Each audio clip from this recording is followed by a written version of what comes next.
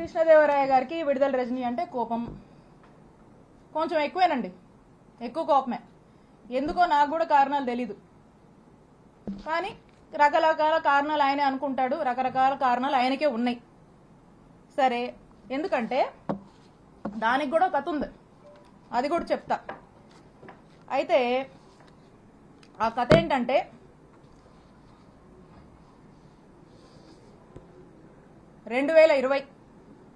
YSR Congress party అధికారంలో ఉంది. September 2 YSR గారి వర్ధంతి. ఆ రోజున గురజాల సర్కిల్, ఆ రోజున కరెక్ట్ సంవత్సరంన్నర అయింది మేము అధికారంలోకి వచ్చినప్పుడు కృష్ణదేవరాయ గారు ఏం చేశారంటే, అతనికి ఎందుకో గాని నా మీద ఎందుకు కోపమో ఏంటో ఆ భగవంతుడికే తెలియాలి, ఆయనకే తెలియాలి కారణాలు. అతని కోసం, అతని గ్రూప్ కోసం, అతను ఇక రకరకాలు ఉంటాయిలేండి. సరే, ఆయన ఏం చేశారంటే,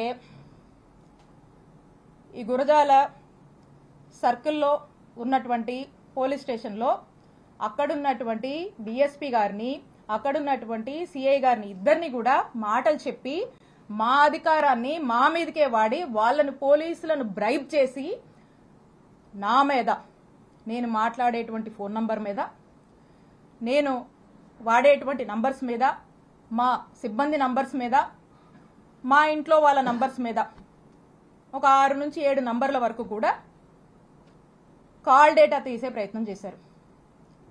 కాల్ డేటా తీయాలంటే ఎఫ్ఐఆర్ కట్టాలి. వీటి మీద ఎఫ్ఐఆర్ కట్టి, ఈ సర్కిల్లో ఎఫ్ఐఆర్ కట్టి ఈ కాల్ డేటా తీశారు.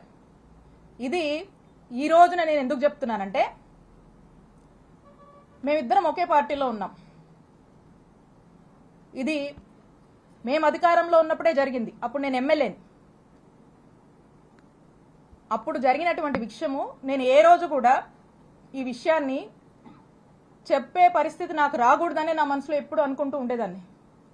కానీ ఈ రోజున నేను ఏ తప్పు చేయకపోయినా, ఈ రోజున నన్ను బాధ పెట్టి, నా కళ్ళల్లో ఏదో కన్నీళ్లు చూద్దామని, నన్ను ఇబ్బంది పెట్టి హింసిద్దామని చెప్పి ఈ రోజున వరుస పెట్టి నన్ను టార్గెట్ చేస్తూ నన్ను ఇబ్బంది పెడుతున్నప్పుడు చెప్పక తప్పట్లేదు. కాబట్టి ఈ రోజు నేను చెప్తా ఉన్నా, ఆ రోజున మేము ఒకే పార్టీలో ఉన్నాము. వైఎస్ఆర్ కాంగ్రెస్ పార్టీ ఇంటిగ్రిటీ కోసం నేను ఆ రోజు నోరు విప్పలేదు. ఈ రోజున కూడా నేను చెప్పాలనుకోలేదు, కానీ చెప్పే పరిస్థితులు ఏర్పడ్డాయి కాబట్టి నేను చెప్తా ఉన్నాను. ఒకసారి ఆలోచన చేయండి. ఒకే పార్టీకి సంబంధించినటువంటి ఎంపీ, అక్కడున్నటువంటి ఒక బీసీ మహిళ, ఒక ఎమ్మెల్యే మీద కాల్ డేటా తీస్తారండి?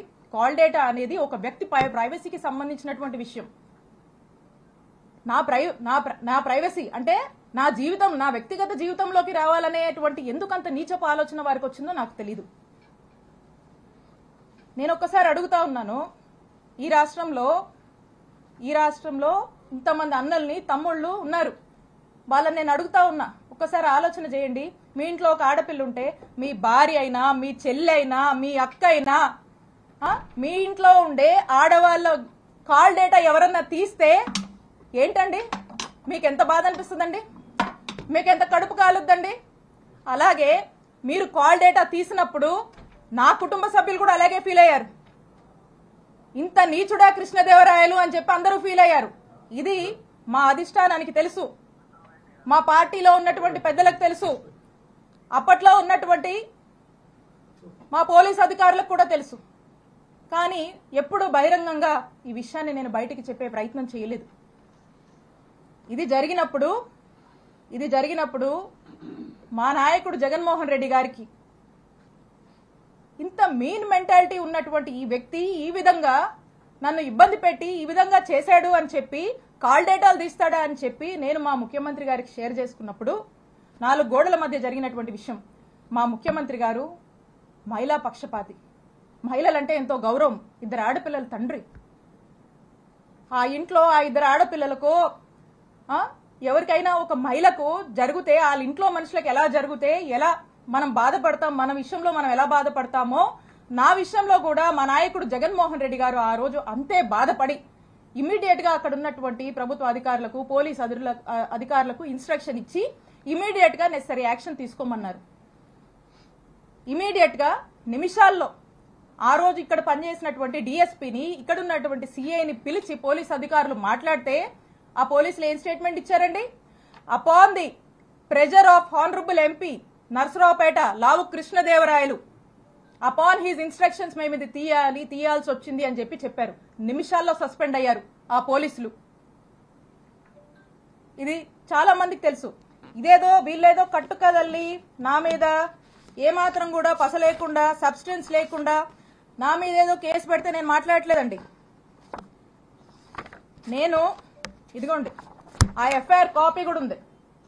మా నంబర్ల మీద తీసినటువంటి ఎఫ్ఐఆర్ కాపీ ఇది కూడా ఉంది ఎవిడెన్స్.